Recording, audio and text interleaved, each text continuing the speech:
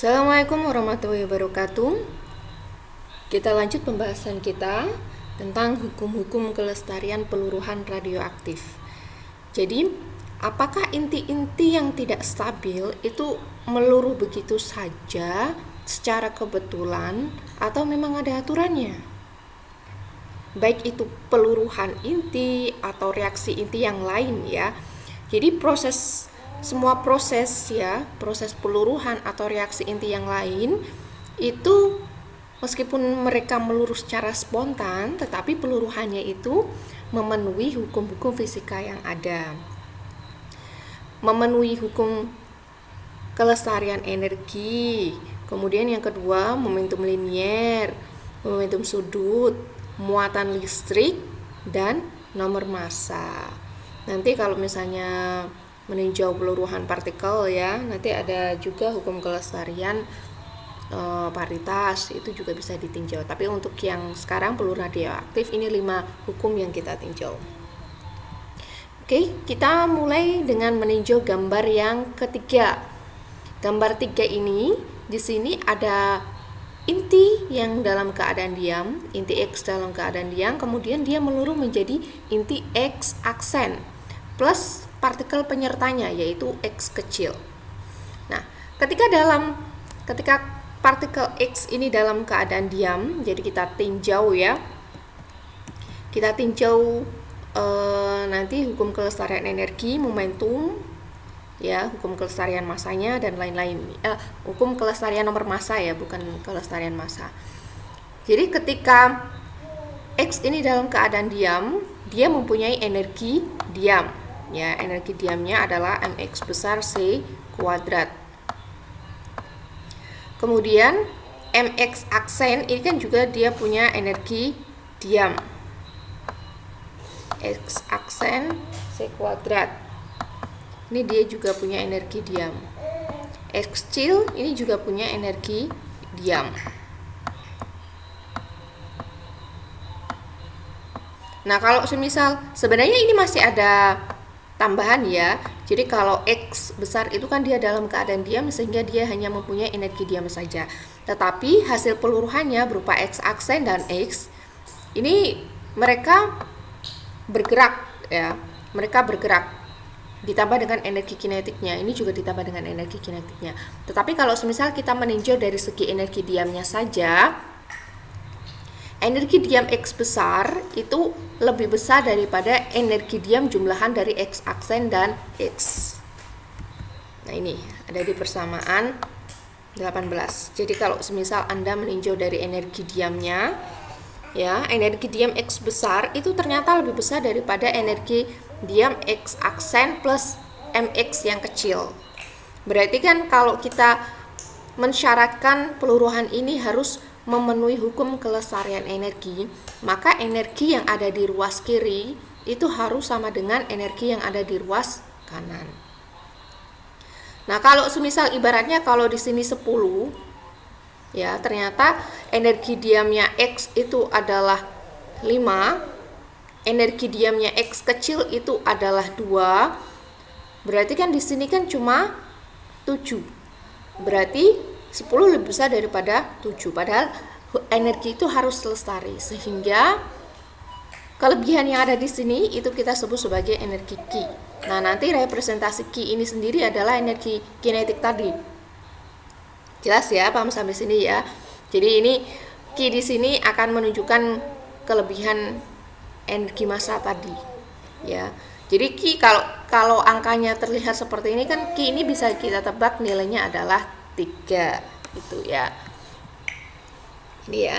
Jadi analisa agar memenuhi hukum kelestarian energi, maka mxc kuadrat itu sama dengan mx aksen c kuadrat plus mx kecil c kuadrat plus Q. Nah, kelebihan energi Q itu bisa kita hitung karena kan biasanya data yang kita dapatkan tabel massa itu ya. Di tabel massa itu kan yang kita dapatkan itu adalah energi diamnya. Sehingga kita bisa mendapatkan Q ini itu sama dengan mx minus mx aksen minus mx kecil c kuadrat. Nah, kelebihan energi Q ini bernilai positif dan muncul sebagai energi partikel hasil peluruhan. Jadi Q sendiri adalah Kx aksen plus Kx. Jadi di sini kan X aksennya itu kan dia bergerak ya, Kx aksen, dan X kecilnya itu juga bergerak. Jadi Q besar di sini adalah Kx aksen plus Kx. Yang kedua, hukum kelestarian momentum linier. Momentum linier sebelum inti meluruh itu sama dengan momentum linier setelah peluruhan. Ya. Jadi jika inti X itu dalam keadaan diam, maka momentum liniernya sama dengan 0. Ya, karena X dalam keadaan diam, maka momentum liniernya adalah sama dengan 0. Karena kan nggak punya kecepatan ya, V-nya kan 0. Kemudian setelah peluruhan, X aksen dan partikel penyerta X kecil itu kan dia bergerak. Kalau bergerak kan berarti kan dia punya kecepatan ya, sehingga dia punya momentum. Jadi Px aksen plus Px. Nah, kasus khusus ya, jadi nanti ada kasus khusus, massa hasil peluruhan inti X aksen itu lebih masif dibandingkan massa partikel X, sehingga momentum pental dan energi kinetik inti X aksen itu lebih kecil.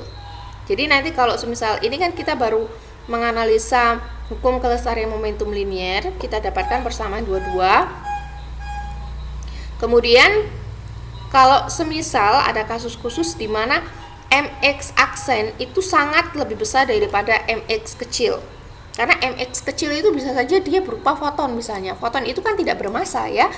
Ya, jadi X kecil di sini nanti bisa berupa partikel alfa, beta, gamma ya. Kalau gamma itu kan foton. Jadi pasti ada kasus di mana Mx besar itu sangat lebih besar, Mx aksen itu sangat lebih besar daripada Mx kecil. Sehingga jadi kalau misalnya masanya sangat besar sekali ya, masanya sangat besar sekali, itu kecepatannya dia lebih rendah ya, Mx aksen sama X kecil ya. Jadi kalau semisal masanya semakin besar, itu kan berarti kalau gerak itu kan semakin lambat ya, bisa dibilang seperti itu ya. Sehingga kecepatannya kan, ya bayangkan aja kalau semisal ada truk yang bermuatan sangat besar sekali, itu kan pasti gerakannya itu lebih lambat dibandingkan truk yang nggak ada muatannya, itu kan bisa lari kenceng gitu ya. Jadi X aksen itu dia geraknya bisa dibilang lebih lambat daripada X kecil, sehingga momentumnya itu lebih kecil daripada punyanya X kecil. Jadi Px aksen itu lebih kecil daripada Px, sehingga energi kinetiknya juga sama. Jadi Kx aksen itu lebih kecil daripada Kx. Kemudian yang ketiga, hukum kelestarian momentum sudut. Nah, momentum sudut sebelum peluruhan inti itu harus sama dengan momentum sudut setelah peluruhan inti. Nah, momentum sudut itu ada dua, momentum sudut orbital dan momentum sudut spin. Nah, karena inti X ini dalam keadaan diam, maka hanya mempunyai momentum sudut spin saja.